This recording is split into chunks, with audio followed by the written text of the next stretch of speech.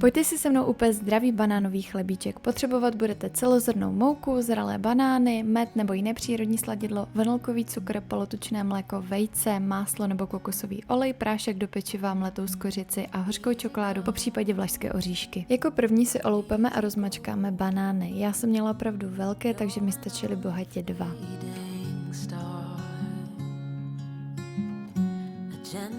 Rozmačkaný banán přemístíme do větší mísy a celkově si teď smícháme ty mokré suroviny, takže přidáme vajíčko, rozpustíme si máslo a jelikož je samozřejmě teplejší a nemusíme čekat než schladne, tak ho doporučuji smíchat se studeným mlékem a následně až přidat ke směsi banánu a vajíček, abyste z toho neměli míchačky. Směs osladíme, já jsem použila med, dala jsem lžíci a půl a k tomu vanilkový cukr a bylo to tak akorát. Nezapomínejte, že těsto musí být sladší, protože po upečení tak sladké nebude. No a pak už následovaly sypké suroviny, takže mletá skořice, celozrnná mouka a kypřící prášek a právě ten vanilkový cukr.